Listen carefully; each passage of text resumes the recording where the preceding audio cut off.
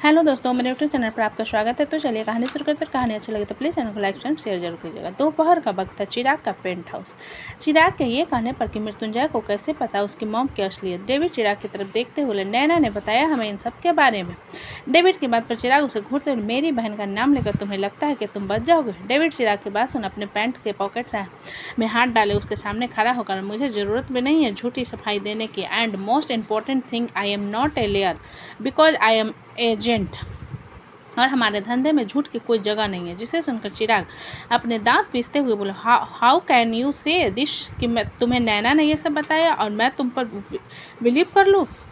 Who cares whether you believe it और not, we don't fucking care. Mrityunjay ने चिराग की बात सुनकर कहा। ये सुनकर चिराग मृत्युंजय के सामने आकर अपने दांत पीसते हुए, मृत्युंजय सारंग, मेरे सो कॉल्ड डैड के जिंदा रहने के कारण और जब मुझे पता चला कि तुम कौन हो, तुम्हें छोड़ दिया था। और अगर मुझे पता चला कि तुमने ये घटिया सी कैरेक्टर वाली बात सिर्फ अपने मामा जी को डिफेंड करने के लिए किया है, तो I swear I will destroy you. Chirag की धमकी को सुनकर मृत्युंजय उसके सामने आकर उसके जबड़े को कसकर पकड़ते हुए बोला, एक बात अपने कान में घुसा लो, अभी तक वो शख्स नहीं जाना जो मृत्युंजय सारंग को बर्बाद करते और जो मेरी बर्बादी के सपने देखते हैं। तुम्हें बेहतर तरीके से पता होगा आज उनकी क्या हालत है। इसलिए अगर खुद को उस लिस्ट में नहीं लाना चाहते तो चले जाओ यहाँ से और दोबारा कभी अपनी ये बदसूरत से शक्ल लेकर मेरे सामने मत आना।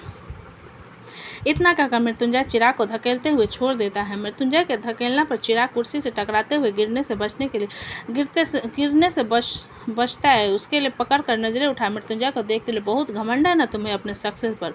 Now you just wait and see what I do. I okay, wait for you attack. Mrityunjay ने अपने आईब्रो चढ़ाते हुए कहा। चिराग मृत्युंजय की बात सुनकर उसकी तरफ देखने के बाद डेविड की तरफ देखते हुए, अगर तुम्हारे रिश्ते इसके साथ रहे तो मेरी बहन को भूल जाना। डेविड चिराग की बात सुनकर थोड़ा कन्फ्यूजन भरा चेहरा बनाकर, एक्सक्यूज मी, गर्लफ्रेंड नहीं हो मेरी, सी दिस माई वाइफ, और मैं एक ऐसे इंसान के साथ रिश्ते क्यों रखे जिसमें इंसानियत भी नहीं है, जो अपने बाप के दाह संस्कार में भी नहीं आ सका। कल सिक्योरिटी गार्ड्स की धमकी मुझे मत देना। इतना कहकर मृत्युंजय एक पेन ड्राइव चिराग की तरफ उछाल कर बोला, सारी सच्चाई तुम्हारे माँ के इसमें है, फुर्सत मिले तो देख लेना। इतना कहकर मृत्युंजय होठों पर एक व्यंग भरी मुस्कान लेकर चिराग के पेंट हाउस से बाहर चला जाता है। चिराग जाते हुए मृत्युंजय को गुस्से भरी आंखों में देख अपनी मुट्ठी में पेन ड्राइव को कसते हुए बोला, बहुत बड़ी गलती कर दी मैंने मृत्युंजय। जब पहली बार तुम्हें मारने की कोशिश की तभी तुम्हारा नाम सत्य कर देना चाहिए था, तो शायद आज ये सब सहना ना पड़ता। जिसे सुनकर चिराग अपना सिर हिलाकर उसे बाहर की तरफ इशारा करते हुए बोला, निकलो मेरे घर से और दोबारा कभी यहाँ पर मत आना। मैं हमेशा अकेला रहा हूँ और मैं उसी में खुश हूँ, मुझे कोई नहीं चाहिए। मृत्युंजय चिराग की बात पर उसे रोकते हुए बोला, अरे रुको तो सही, पूरी बात तो सुनो, तुम्हारी माँ कैसी थी। चिराग मृत्युंजय को गुस्से भरी आंखों के घूरते हुए चिल्लाकर बोला, सेक्रेटरी कहाँ मर गया तुम लोग। ऐसे फालतू लोगों को दोबारा कभी मेरे घर के अंदर आने मत देना। चिराग के चिल्लाने की आवाज़ सुनकर उसके सिक्योरिटी गार्ड वहाँ पर आ जाते हैं, जिन्हें मृत्युंजय बिना किसी भाव को देखने के बाद चिराग की तरफ देखते हुए बोला, अपने इन सो। ये कहते हुए चिराग की नज़र प्रथा पर गई, जो कि भूत बने खड़ी उन लोगों के देखा और सुन रही थी। प्रथा के एक्सप्रेशंस को देखते हुए चिराग बिना उसे कुछ कहे जाने लगा, जिसे देख प्रथा उसे रोकते हुए धीरे स्वर में बोली, आपने बताया नहीं कि आप पापा खत्म हो चुके हैं। प्रथा के बात पर चिराग के कदम रुक गए। रोग सर घुमाकर प्रथा की तरफ देखते हुए बोला, जब मैं खुद नहीं गया अपने बाप के दाह संस्कार पर, तो तुम्हें क्या ज़रूरत है जाने की। मुझे ज़रूरत है जाने की मिस्टर चौहान, क्योंकि उन्होंने मुझे बेटी कहा था। मैंने उनकी आंखों में चमक देखी थी खुद को देखकर, जो शायद आप जैसे घमंड में डूबे हुए अंधे इंसान को नजर नहीं आए। प्रथा ने नजरें उठाकर चिराग को घूरते हुए कहा, जिसे सुनकर चिराग अपने कदम प्रथा की तरफ बढ़ाते हुए दांत पीस कर बोला, तुम ज़्यादा बोल रही हो। ये देखकर प्रथा अपने कदम चिराग की तरफ बढ़ाते हुए बोली, हाँ तो फिर से ज़बरदस्ती करोगे मेरे साथ, या मारोगे मुझे, या तलाक दे दोगे। अगर ऐसा है तो दे दो, क्योंकि तुम जैसे बिना इंसानियत के इंसान के साथ रहने से अच्छा मैं ज़िंदगी में तुम्हारी छोरी हुई औरत बन के रहूँ। प्रथा की बात सुनकर चिराग उसके जबड़े को कसकर पकड़ते हुए दांत पीसकर बोला, उम्र से भरकर बातें नहीं किया करते, समझी ना। प्रथा चिराग की बात सुन उसकी आंखों में आंखें डालकर बोले, हर वक्त मुझे टीट मारते हैं। मारते थे ना कि मेरे बाप ने पैसे के लिए मुझे तुम्हें सौंप दिया, तुम्हारी माँ ने तो अपने यार के लिए अपने पति को छोड़ दिया, कम से कम उनसे तो नीच नहीं हूँ मैं। प्रथा की बात सुन चिराग उसके गाल पर एक तमाचा जड़ देता है और उसके बालों को कसकर पकड़ अपने दांत पीसते हुए कहता, फिर से बोलो। प्रथा अपनी आंखों में आंसू लिए अपने गाल पर हाथ रखकर, तुम्हारी माँ घटिया थी और तुम उसके घटिया बेटे हो जिसने मेरी जिंदगी बर्बाद कर दी। प्रथा के ये कहने पर चिराग प्रथा के बालों को अपनी पकड़ मजबूत करते हुए उसे घसीटते हुए कमरे की तरफ ले जाने लगा, जिसे देख प्रथा चिराग के हाथ को कसकर पकड़ एकदम से घुमाकर चिराग के कमर पर लगाकर उसे एक लात मारते हुए, मार्शल आर्ट तुम्हारी दरिंदगी बार बार सहने के लिए नहीं सीखी है, इसलिए जरा हाथ और जुबान सोच समझ कर चलाना मेरे सामने। चिराग प्रथा की हरकतों से गुस्से भरी आंखों से घूरते हुए बोला, यूं चुप, बिल्कुल चुप, वरना जो काम तुम्हारी माँ नहीं कर पाई ना वो मैं करूँगी। एक खींच कर रपटा तुम्हारे कान के नीचे चला लगाऊंगी, जितना तुम्हारा घमंड है ना जमीन पर बिखर आएगा। प्रथा ने चिराग की बात को बीच में कांटों से चमकते हुए कहा, जिसे सुनकर चिराग अपने दांत पीसते हुए प्रथा की तरफ अपने कदम बढ़ा उसके बालों को कसकर पकड़कर बोला, मेरे पैसे पर जी रही और मुझे एटीट्यूड दिखा रही हो? हाँ तो शादी करके क्यों लाना चाहिए था? हर टाइम कुंवारा की तरह नाक फुलाकर बस बात करने के लिए कह दो। कोरियोग्राफर, मूवी डायरेक्टर बन गए तो तुम खुद को नहीं कहीं का बहुत बड़ा राजा समझते हो? कान नहीं बीवी की बातें सुनने की तो नहीं करनी चाहिए थी शादी। प्रथा ने चिराग को प्रथा की घूरती हुई नजर चिराग को गुस्सा दिला रही थी, इसलिए उसके बालों पर अपनी पकड़ और मजबूत करते हुए, प्रथा देशमुख, नजरें नीचे करो। जिसे सुनकर प्रथा बुरी तरीके से चिराग की आंखों में घूरते हुए, क्यों? तुमसे छोटी लड़की तुम्हारी आंखों में आंखें डालकर बात कर रही है तो तुम्हारा ईगो हर्ट हो रहा है? चिराग एक हाथ से प्रथा के बालों को पकड़े, दूसरे हाथ से उसके जबड़े को कसकर पकड़ते हुए बोला, प्रथा नजरें नीचे करो। प्रथा चिराग के गुस्से को देखते हुए अंदर से डर जाती है और अपनी नजरें नीचे करके खुद से मन में बोली, मैं क्यों नजरें नीचे करूं? मैं गलत नहीं हूँ यहाँ पर, बिल्कुल नहीं करूँगी। इतना सोचते प्रथा फिर से चिराग की आंखों में आंखें डालकर बोली, जिस दिन आपके ये 2 कौड़ी के एटीट्यूड दिखाना बंद कर दोगे ना, उस दिन नजरें झुकाकर रिस्पेक्ट करूँगी तुम्हारी। ये सुनकर चिराग गुस्से में उसके होठों पर जबरदस्ती चूमने लगता है और बार बार प्रथा के होठों को काटने लगता। प्रथा चिराग को ऐसे करने पर खुद को छुड़ाने की कोशिश करे, लेकिन फिर भी चिराग की पकड़ से छूट नहीं। चिराग प्रथा को वही डाइनिंग की तरफ पुश करते हुए उसके कमर से उठाकर बैठा देता और दोनों पैरों को अलग करते उसके पैरों के बीच में आ जाता है, लेकिन फिर भी उसे नहीं छोड़ता और गुस्से से प्रथा के होठों पर फिर से चूमने लगता। प्रथा चिराग के इस टॉर्चर कर लग रही थी, जिस कारण वो चिराग के सीने पर हाथ रखकर उसे खुद से दूर करने लगे, जिसे महसूस कर चिराग प्रथा को पीछे की तरफ धकेल उसके ऊपर अपनी पकड़ मजबूत करते उसके गाल पर किस करने लगा। चिराग के ये करने पर प्रथा हड़बड़ाते हुए, चिराग तुम यहाँ ये नहीं कर सकते। शाम का वक्त इधर सारंग विला मृत्युंजय चिराग के घर से निकल सीधा वेटिंग हॉल चला गया था, ताकि डेविड के साथ वहाँ पर सारी तैयारियों को देख सके, क्योंकि हो चुके तमाशे के कारण फंक्शन खराब नहीं करना चाहते। मृत्युंजय जब घर आता है तो देखता है वहाँ पर सभी लोग लिविंग हॉल में बैठे हुए थे। मृत्युंजय सब लोगों के लिविंग हॉल में देखकर शॉपिंग हो गई। मृत्युंजय के सवाल पर महक उसकी तरफ देखते हुए बोली, हमारी छोरी, आप ये बताइए कि आप थी कहाँ? बताकर भी नहीं गए थे। जिसे सुनकर मृत्युंजय अपना सिर हिलाते हुए वेडिंग हॉल गया था चेक करने के परसों के फंक्शन की तैयारियां हो गई हैं या फिर नहीं, या किसी चीज़ की कमी तो नहीं है। महक मृत्युंजय की बात सुनकर उसके ऊपर से लेकर नीचे तक देख, हाँ इसलिए काफ़ी थके हुए लग रहे हैं, जाकर फ्रेश हो जाइए, मैं आपके लिए कॉफ़ी लेकर आती हूँ। मृत्युंजय महक की बात सुनकर उसके पास आकर धीरे से बोले, अगर तुम मिल जाती तो रिफ्रेश हो जाता मैं। मृत्युंजय के इनडायरेक्टली के इशारों पर समझते हुए महक उसे घूरने लगी, जिसे महसूस कर मृत्युंजय अपने निचले होठों को बाइट करते हुए, ऐसे घूरना बंद करो वरना यहीं पर किस कर दूंगा। मृत्युंजय की धमकी पर महक थोड़ी सी घबरा गई, क्योंकि मृत्युंजय वो कर सकता था, जिसे इग्नोर करते हुए महक मृत्युंजय से बोले, आप फ्रेश हो जाओ, मैं कॉफ़ी लेकर आते हूँ। मृत्युंजय महक के बाद अपना सिर हिलाते हुए, जल्दी आना, ये कहकर मृत्युंजय मुस्कुराते हुए कमरे की तरफ चला जाता। मृत्युंजय के जाने के बाद वैशाली महक के पास आकर, बरका भैया ने कोई रोमांटिक बात कही का? बहुत लाल हो गया है आपका चेहरा। महक वैशाली की बात सुन अपना सिर जल्दी से नहीं में हिलाते हुए गाल को थपथपा कर बोली, गर्मी है ना इसलिए लाल हो गया है मेरा चेहरा, वो मुझसे क्या कहेंगे, चलो मैं उनके लिए कॉफ़ी बना कर आती हूँ।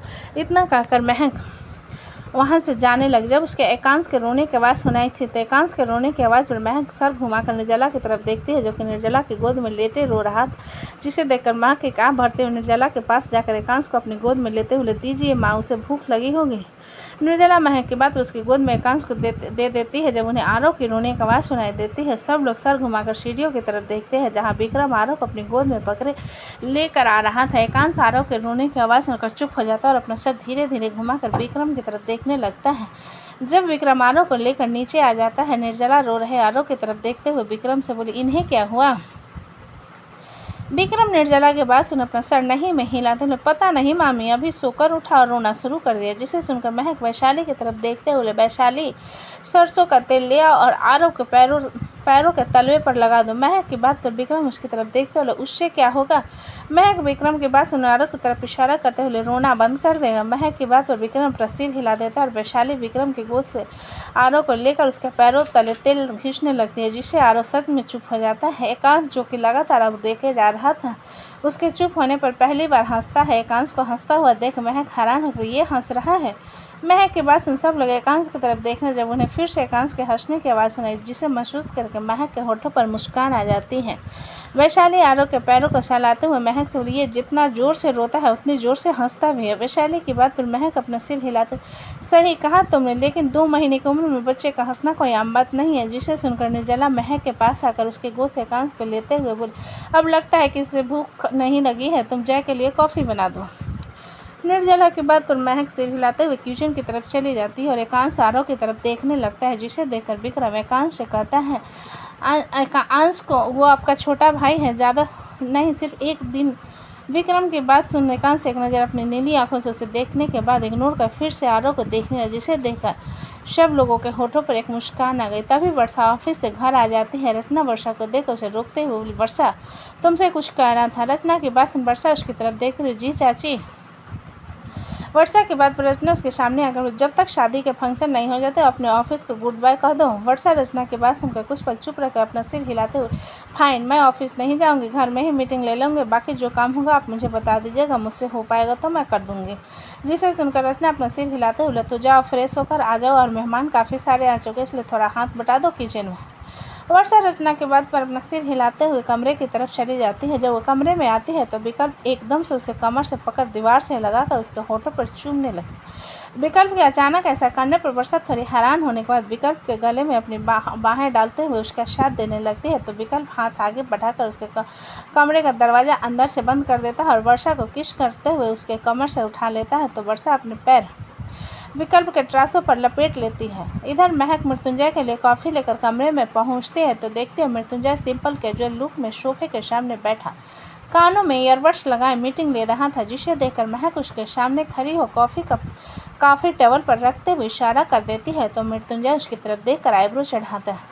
महक मृत्युंजय के इशारे पर उसे लैपटॉप की तरफ इशारा कर वार्डरोब की तरफ चली जाती है। तभी कमरे का दरवाज़ा खुलता है और अव्यक्त दौड़ते हुए अंदर चढ़ा और सीधा मृत्युंजय के कॉफ़ी को पकड़ने लगता है, जिस पर मृत्युंजय उसे कपड़े से पकड़ कर अपनी गोद में उठा बैठा लेता है, जिसे अव्यक्त के हाथ पर हवा में ही रह जाते हैं और वो हंसना शुरू कर देता है। मृत्युंजय अव्यक्त के हंसने पर उसके सर को सहलाते हुए सामने प्रेजेंटेशन दे रही लेडी की बातों को सुनते हुए बोला, if you don't my secretary we will discuss this in the office tomorrow morning.